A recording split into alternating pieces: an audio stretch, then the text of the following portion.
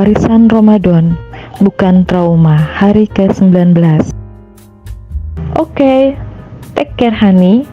Si Erik berangkat lagi ke luar negeri. Menanggapi orang yang ada di sampingnya, Safira hanya berdiam saja. Lalu, gadis itu menaruh lagi handphone di dalam tas brandednya. Yuk, berangkat sekarang.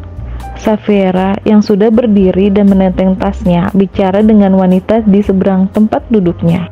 Lo mau langsung ke kantor, Rah? Masih banyak yang bisa gue beresin nih, Leh.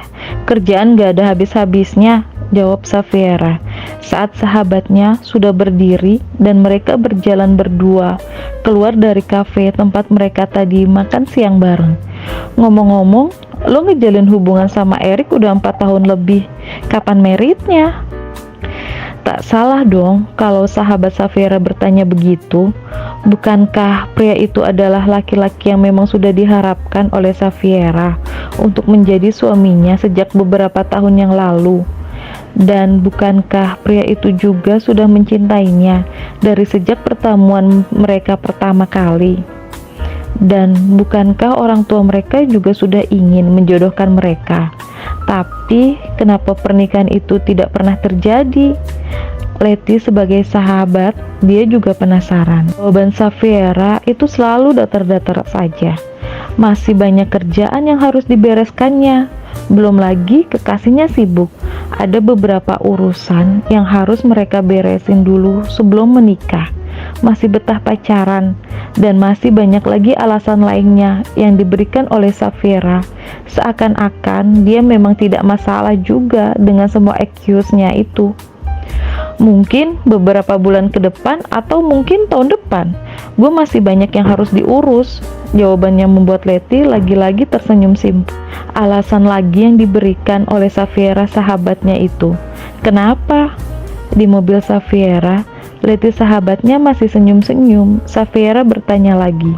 Dia sengaja menyetir sendiri menuju ke arah kantornya, dan karena kantor Leti juga berada tak jauh dari kantornya, maka tadi dia sengaja menjemput sahabatnya itu supaya mereka makan bareng dengan satu mobilnya saja. Leti yang tidak punya mobil tentu saja dia lebih senang kalau dijemput, dan dia juga tidak harus capek-capek menunggu bus. Gue heran sama lo serius sama dia katanya, tapi kayak nggak pengen memiliki dia gitu loh. Maksud gue, kenapa lo nggak cepet-cepet nikah sama dia aja kalau emang lo serius sama dia, daripada nanti ditikung sama cewek lain. Kan sakitnya lo sendiri yang ngerasain. Pacaran bertahun-tahun, ujungnya gimana? Sebuah tanya yang hanya membuat Safira tersenyum-senyum saja. Kenapa lo? Nikah itu nggak gampang, dan kadang cowok yang udah lo percaya belum tentu dia benar-benar emang patut untuk dipercaya. Gue masih harus mikir panjang buat ke arah sana. Lagian umur gue masih 29 tahun kok. Lagian banyak kan orang yang nikah umurnya udah di atas 30 tahun.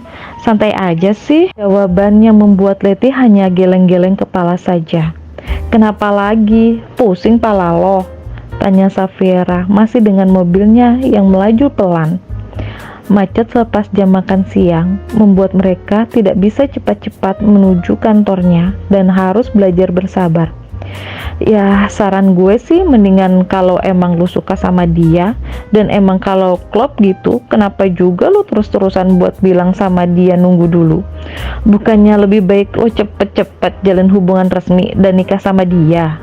Ini bukan berdasarkan kemauan gue aja, Le. Tapi Erik juga yang minta matengin buat hubungan kita berdua. Karena nikah itu bukan sesuatu yang simple loh. Itu rumit banget. Dan di sana itu lo mesti ngertiin dia.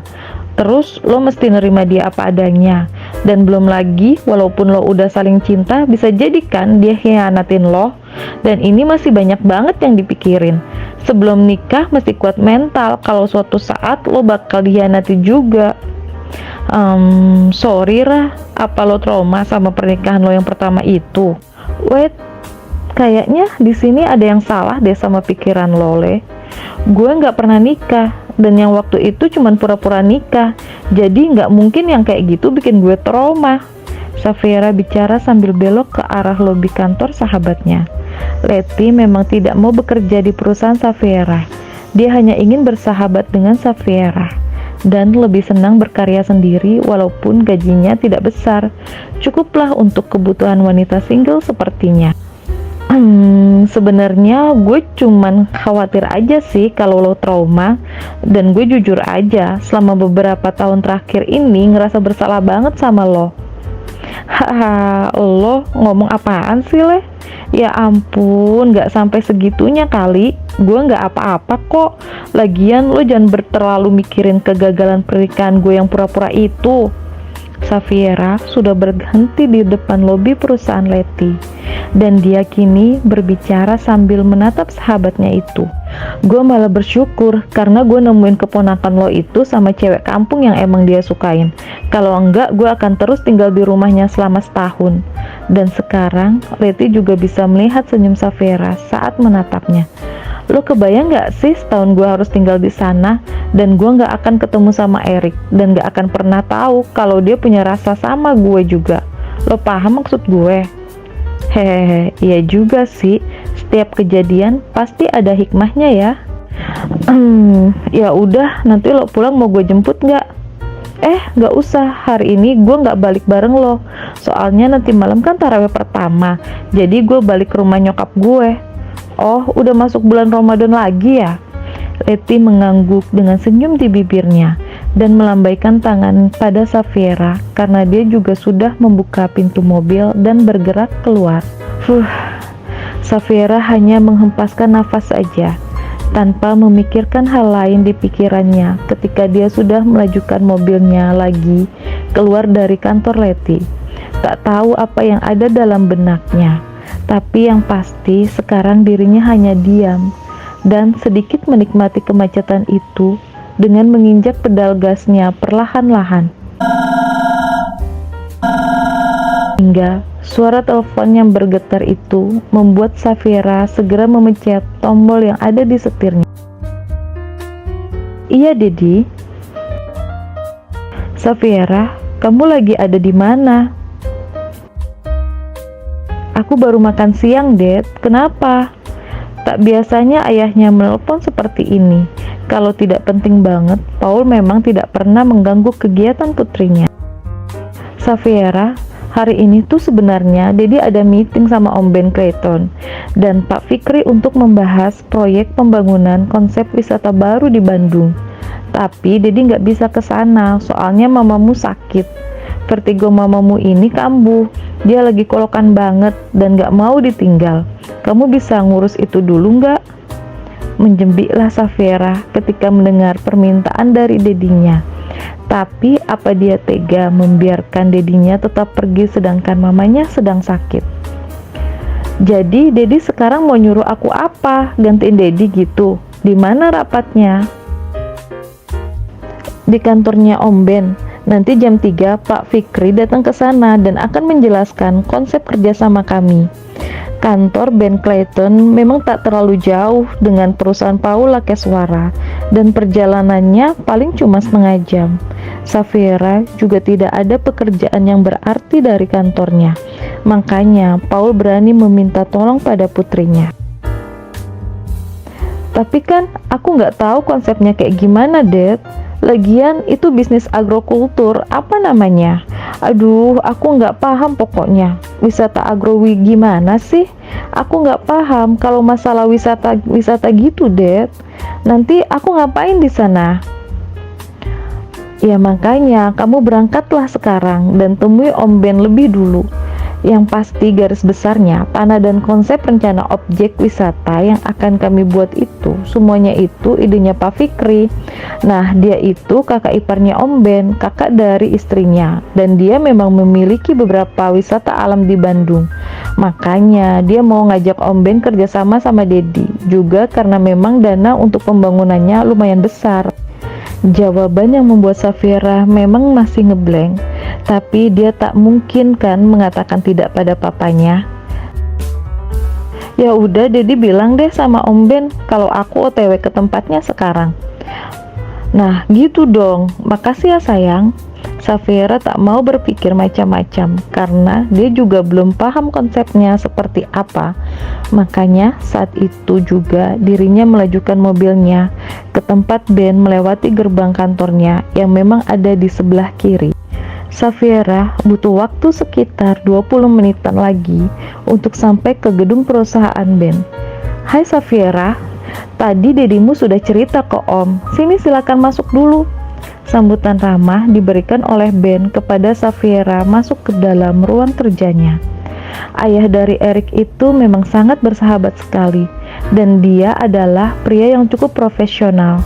Saat membahas bisnis, maka dia tidak membicarakan masalah pribadi hubungan antara Safiera dan putranya. Menjelaskan kepada Safiera tentang konsep kerjasama antara dirinya, Paul, dan Fikri kakak iparnya itu. "Kayaknya ini konsepnya memang menjanjikan banget ya Om."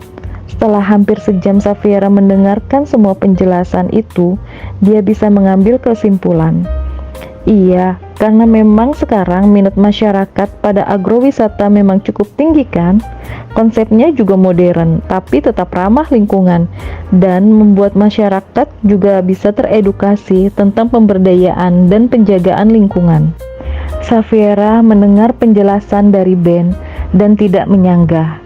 Dia juga setuju dengan yang disampaikan pria itu.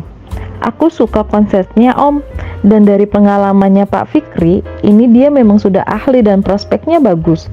Hampir semua tempat wisata yang dia punya di daerah Bandung, Lembang, Garut, itu semua booming." Ada senyum di wajah Ben ketika mendengar ini dan dia mengangguk cepat. "Nah, sekarang yang ingin diolah ini yang ada di daerah Lembang, dan ini akan jadi objek pariwisata baru. Selain ada kebun teh, juga ada wisata airnya, dan yang pasti di sini juga akan ada pembangunan villa-villa yang berbeda. Bukan hanya sekedar villa biasa, kamu lihat sendiri, ini konsepnya." "Ini bagus banget desainnya Om, kayaknya memang udah lama dan konsep ini udah lebih matang ya." Safiera yang tadinya tidak tertarik, insting bisnisnya pun jadi aktif lagi. Dia mempelajari itu semua sangat serius bersama dengan Ben. Hingga tak terasa, "Permisi Pak Ben, saya mau menginfokan kalau Pak Fikri sudah sampai." Sekretaris Ben baru saja mengetuk pintu ruang kerja pria itu dan menyadarkan Safiera kalau mereka sudah bicara cukup lama. "Saat ini sudah jam 3. Kalau begitu, ayo kita temui mereka." "Jadi, Pak Fikri nggak datang sendirian ya Om?" Jelas saja Ben menggelengkan kepalanya pelan. Dia datang bersama dengan tim yang berkepentingan untuk proyek itu, termasuk kuasa hukumnya, dan tim ahli yang memang akan bekerja sama dengan kita semua nanti di sana. Mulai dari arsiteknya, perwakilannya, dari pemerintah, juga yang akan menjelaskan tentang perizinan, dan lengkaplah semuanya. Makanya harusnya dedimu itu datang, karena memang ini sudah konsep matang, dan dia mengambil keputusannya.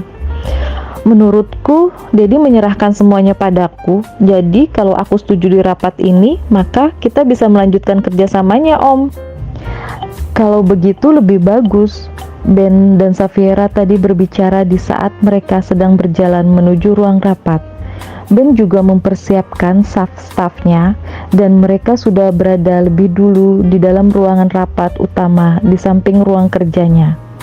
Selamat sore Ben." Fikri juga sudah berdiri dan Ben juga Fikri pelukan satu sama lain. "Oh ya, kenalkan, ini anaknya Paul Lakeswara. Beliau tidak bisa datang dan semuanya sudah diserahkan pada putrinya, Safiera Lakeswara." Fikri lalu mengulurkan tangannya dan mereka bicara formal. Safiera juga menyambut ramah sapaan dari Fikri. "Kalau begitu, ayo kita mulai." Safiera tidak menyapu pandangan pada semua orang di dalam ruangan rapat itu.